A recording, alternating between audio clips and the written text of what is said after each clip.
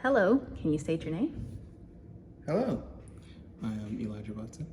And you just got through watching two films from who? Buster Keaton, What were the two films? The Goat, and Free and Easy. Now, I know I showed you half of Free and Easy. The reason why I showed you half of Free and Easy is because the part that I showed you was the part that everyone had negative reception about. However, I don't want this to change the way you feel, especially as a contemporary viewer yourself. So, tell me, how did you feel about The Goat? The Goat was a very quirky film, very energetic, high energy physical comedy. Now, I say physical comedy, which of course feels like it, says itself in a silent era Buster Keaton film. But what I more so mean by that is quite literally, there actually isn't much of the slapstick, bombastic sort of pain gags that he's used to. Because a lot of it is, because what needs to be, for a bit of context, in the film, Buster Keaton has very, very bad luck. So the whole thing is just one misfortune after the next, just Buster being in the wrong place at the wrong time over and over again. And so because of that, for a lot of it, he's mostly just being chased, and he's, running for his life and trying to get away, whether it be from the police constable from the next town over, from where he started. He's just getting chased a lot. So a lot of it is, like I said, quite literally physical, like I said, in the most literal term possible, comedy. It's very disjointed in a way that I actually really like. So I will really say that I deeply enjoy how things disconnectedly connect.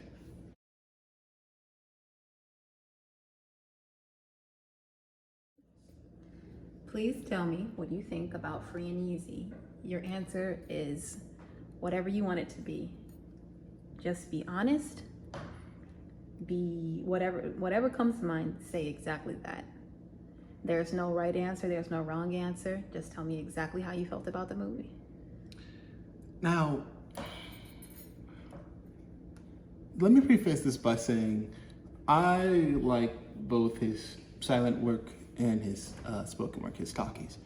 Now, this does not influence my answer at all, but I should make it clear that I like his silent work better. Not that there's specifically anything wrong with him talking, per se, but again, I like both, but if I had to choose one, I would choose his silent films.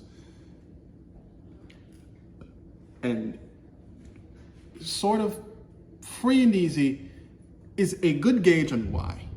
Comparing the two, especially after watching the two, it actually perfectly encapsulates why I feel this way. That is to say, from the second half of the movie I saw, Keaton was not very expressive or energetic, or really known for any of the type of energy he carries. His comically contradictory severity is sort of his trademark, right? But in this film, it didn't feel like it was there. It felt like his lifelessness was not based in his gag, but in the fact that he would rather be anywhere else. And so that sort of drags the energy down a bit. And as well as the fact that the number is fun. The number is fun, it's cute, it's this big silly dance number. And I liked it. I did. But having something to compare it against, I just can't enjoy it the same because I guess you could say, know what it's supposed to look like. Okay, and by what it's supposed to look like, what do you mean? Are you referring to Keaton's prior work, or you? Not exactly that. It's like, because I know the kind of energy he could bring. If this was just what he brought to every to every work, then that would be different. But it's not, right? It just feels like he doesn't really enjoy what he's doing, and you can tell. Okay, so it feels as if Keaton himself is showing displeasure through acting.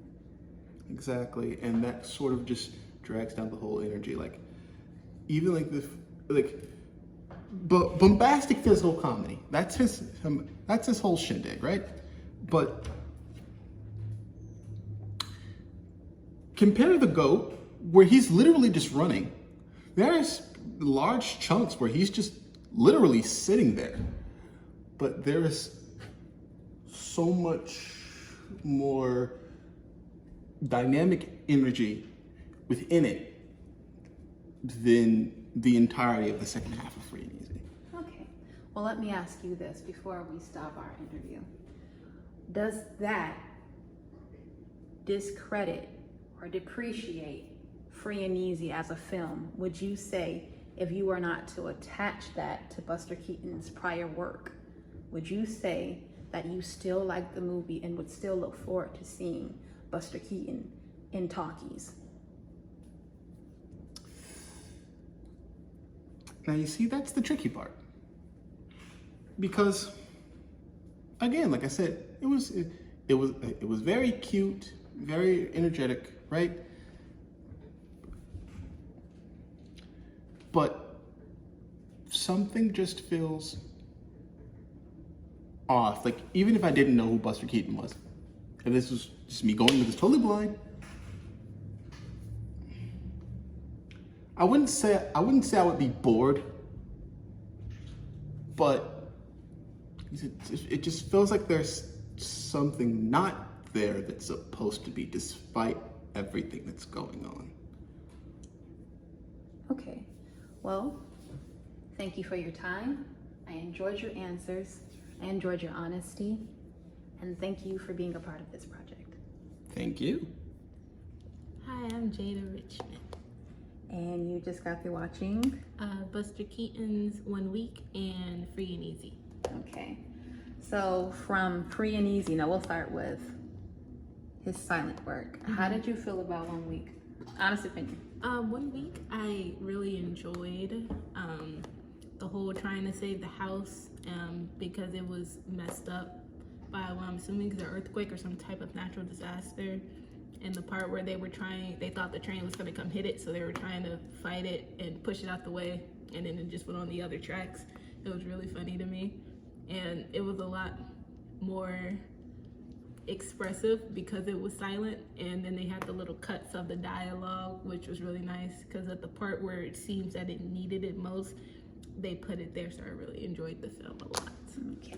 Believe it or not, the natural disaster, that was rain. When the house was spinning, that was rain. Oh, that was rain? Yeah. Oh, I thought it was supposed to be a tornado or something. No, it's really nice though, right? So how did you feel about the stunts that were done in the movie? They were impressive. The one that impressed me most was the ladder stunt, simply because I don't know how he balanced that ladder to flip on the other side and then fall on the house without falling off and then climb down.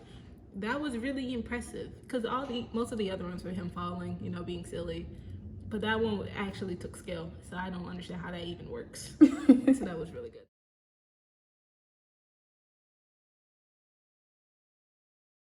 How did you feel about Free and Easy? You know, I know you didn't watch the whole thing. You watched the second half. How did you feel about Free and Easy? That was his, oh my bad, that was his first, you're fine. I should have mentioned this. That was his first sound film. That was his first sound film. Yes, how did you feel about that? Considering he looked, well, he was having the part I saw, he had the sad clown makeup, but he did seem kind of not as expressive, not even through his face, through his body language as well. And knowing the backstory on what happened for him to go into talkies, I could tell it probably wasn't what he wanted to do, but it was still really good. It was really heartbreaking because he thought he thought that the girl was talking about him, but was actually talking about the guy, and they about to go get hitched.